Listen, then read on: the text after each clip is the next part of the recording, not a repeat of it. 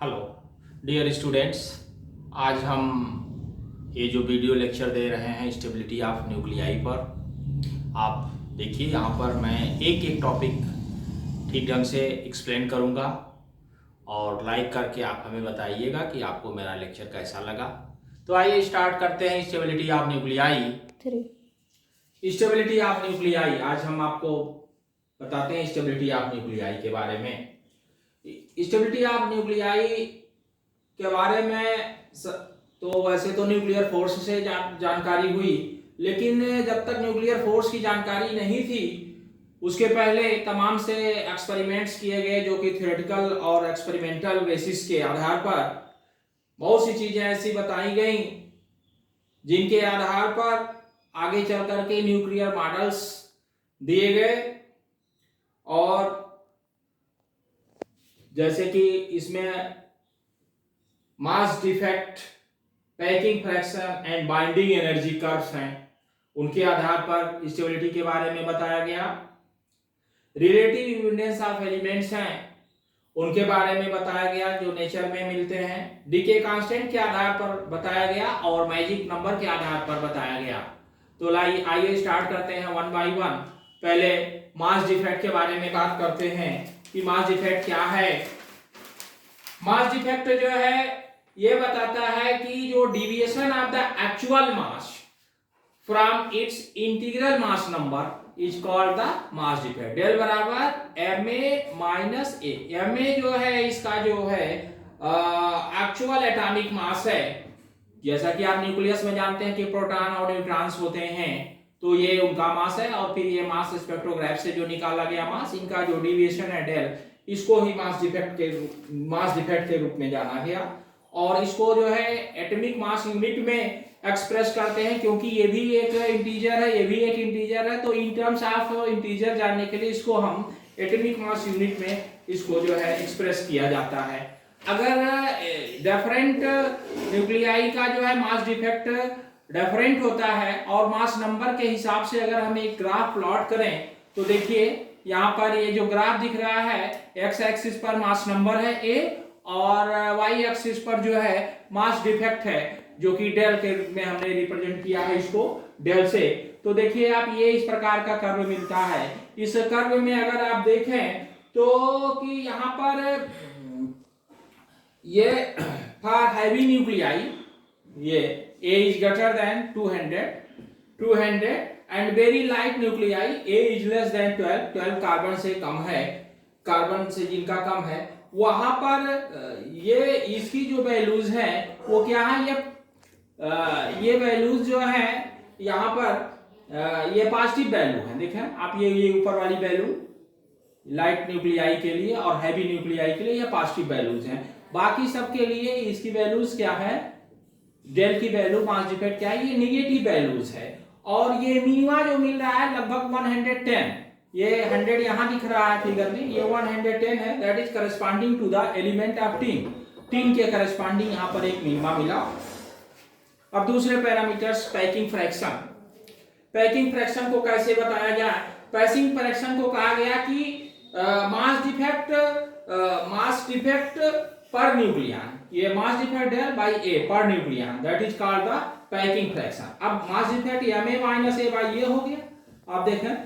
और इसके करस्पॉन्डिंग अगर हम वेरियस एलिमेंट, ये डायमेंशनलेस क्वांटिटी है, एक अगर हम कर्व खींचते हैं तो कर्व इस प्रकार से आ रहा है, ये मास नंबर है और वाई एक्सिस पर पैकिंग फ्रैक्शन है। तो आप देखें ये इस प्रकार से ये कर्व मिलाकर, इस कर्व के आधार पर ये कह सकते हैं या ये देखते हैं हम कि यहाँ पर ये देखिए ये वैल्यूज जो है मोस्टली वैल्यू यहाँ पर भी निगेटिव मिल रही है। ये पैकिंग फ्रैक्शन या की जो वैल्यू है ये निगेटिव वैल्यूज मिल रही है और पॉजिटिव वैल्यू ये मिला है लाइट के केस में, लाइट न्यूक्लियाई के केस में, हैवी के केस में भी पॉजिटिव मिला हुआ है। और जो यहाँ पर ये मिनिमा मिल रहा है लगभग नियर अबाउट 50 के आसपास मिल रहा है। तो ये हम कह सकते हैं कि मैक्सिमम जो एलिमेंट्स हैं जो कि स्टेबिलिटी को करस्पॉन्ड करते हैं वो निगेटिव वैल्यूज हैं। नेक्स्ट जो एक और पैरामीटर है बाइंडिंग एनर्जी। आइए हम बाइंडिंग एनर्जी के बारे में बात करते हैं कि बाइंडिंग एनर्जी क्या है। बीई मींस यहाँ बाइंडिंग एनर्जी है, डब्ल्यू से हमने इसको रिप्रेजेंट किया है। तो ये कहा गया कि energy equivalent to the mass defect is called the binding energy of the nuclei. Mass defect की जो एनर्जी, जो इक्विवेलेंट एनर्जी है, उसी को बाइंडिंग एनर्जी कहा गया। तो यहाँ पर ये कौन सी एनर्जी है? ये वो एनर्जी है कि जब कोई भी न्यूक्लियाई ब्रोक करता है प्रोटॉन और न्यूट्रॉन में, उस समय जो एनर्जी रिलीज होती है वो एनर्जी जो है बाइंडिंग एनर्जी होती है। और बाइंडिंग एनर्जी को हम एटॉमिक मास यूनिट में ही रिप्रेजेंट करते हैं। और अगर इसको एनर्जी के टर्म में लिखा जाए तो 931.2 मिलियन इलेक्ट्रॉन वोल्ट। अगर हम इसको किलोग्राम के रूप में एक्सप्रेस करते हैं तो W बराबर डेल kg, ये हम इसको किलोग्राम में रखेंगे इंटू c स्क्वायर, लाइट की वेलोसिटी है c स्क्वायर, तो ये किलोग्राम में एक्सप्रेस हो जाएगी।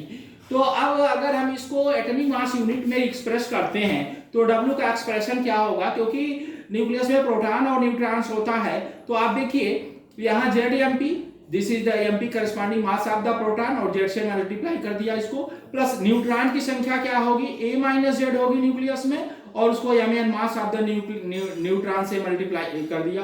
तो ये प्रोटॉन हो गए, ये न्यूट्रॉन्स हो गए, माइनस Mn जो है मास ऑफ द न्यूक्लियस पूरा, जिसमें कि प्रोटॉन न्यूट्रॉन है ये।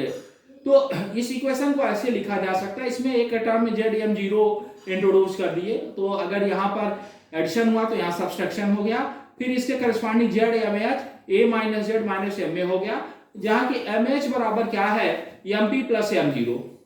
तो जो बाइंडिंग एनर्जी है उसका ये एक्सप्रेशन हुआ। लेकिन हम जो बाइंडिंग एनर्जी पर न्यूक्लियन है, एवरेज बाइंडिंग एनर्जी जिसको निकालना है, तो उसके लिए हम इसको A से डिवाइड करते हैं, तो इसका होगा डेल बाई ए, और एक ग्राफ खींचा जाता है binding energy per nucleon. B represent करता है बाइंडिंग एनर्जी पर न्यूक्लियन, और A रिप्रेजेंट करता है, ये मास नंबर को रिप्रेजेंट करता है। तो कर्व इस प्रकार से मिल रहा है। आप देखें यहाँ पर लाइट न्यूक्लियाई में, यहाँ पर देखिए ये बम्प मिले हुए हैं 4 हैवी न्यूक्लियाई। जब यहाँ से शुरू हो रहा है कैल्शियम 40 से लेकर के टिन 120 तक, तो ये स्ट्रेट लाइन मिला, एकदम सीधी रेखा, ये सेचुरेटेड मिला, और ये binding energy corresponding 8.5 million electron volt है, MEV है। और उसके बाद ये जो है घटने लगा। तो हम क्या देख रहे हैं यहाँ पर कि ये जो कैल्शियम, ये कहा गया कि जो ये बीच वाले रीजन है ये स्टेबल न्यूक्लियाई के करस्पॉन्डिंग है, और बाकी जो लाइट न्यूक्लियाई है इनकी स्टेबिलिटी कम है और लिस्ट स्टेबल है, और हैवियर जो है वो जो है वो भी जो है लिस्ट जो है स्टेबल है। तो ये एक्सप्लेनेशन इस आधार पर दिया गया, तो इस प्रकार से कि बाइंडिंग एनर्जी का एक्सप्लेनेशन इस कर्व के हिसाब से हो गया। अब अगर हम देखने की कोशिश करें इसके पहले मास डिफेक्ट वाले ग्राफ को, यहाँ देखिए मास डिफेक्ट वाले करस्पॉन्ड, तो ये कह रहा है कि भाई ये स्टेबिलिटी जो ग्राफ ये प्रदर्शित कर रहा है कि मोस्ट ऑफ द एलिमेंट्स, ये न्यूक्लियाई एलिमेंट्स की जो न्यूक्लियस होती है वो क्या है? स्टेबल है, जब इनकी निगेटिव वैल्यूज है। और ये मोस्ट निगेटिव होगा जब ये देखिए यहाँ पर P, जैसे ये 110 है, 110 किसके करस्पॉन्ड है? 110 जो है टीन के करस्पॉन्ड है, और यहाँ पर जो है 110, और यहाँ पर ये कहा गया, तो ये बात एक्सेप्ट कर लिया गया कि चलो इसमें भी निगेटिव आया, तो ये कहा गया कि पैकिंग फ्रैक्शन या मास डिफेक्ट अगर निगेटिव वैल्यूज हैं तो वो स्टेबल न्यूक्लियाई होगा।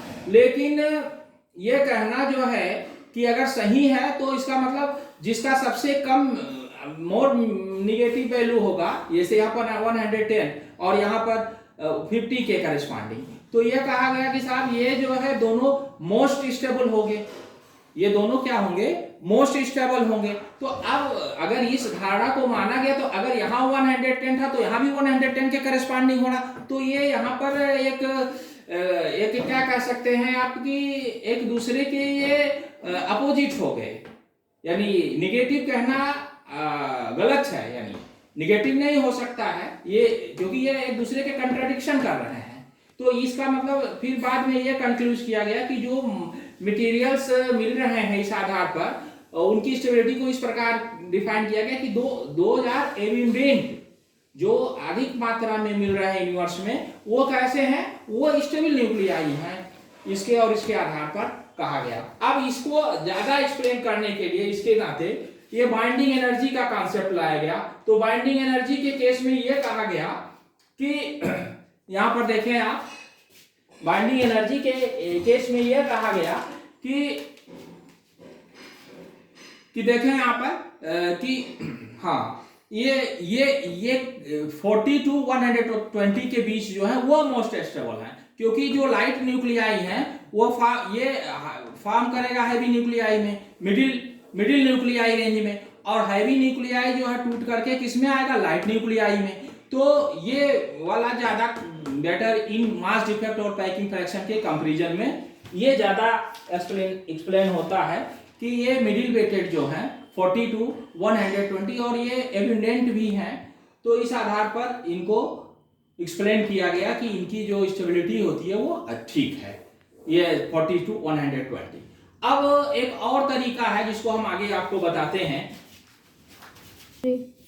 अब एक और तरीका है जिसके आधार पर ये बता सकते हैं कि स्टेबिलिटी को बताया जा सकता है, वो है relative evidence of element and isotopes.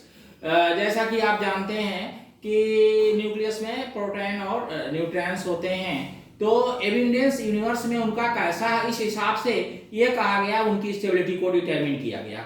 जैसे ये कहा गया कि heavier element are much more rare than lighter ones, जो हैवियर एलिमेंट्स होते हैं वो रेयर मिलते हैं लाइटर की तुलना में, तो इसीलिए जो है लाइटर एलिमेंट्स जो होते हैं, क्योंकि इनकी एविडेंसी के आधार पर ये बताया गया वो more stable than the heavier ones, lighter जो होते हैं वो मोर स्टेबल होते हैं।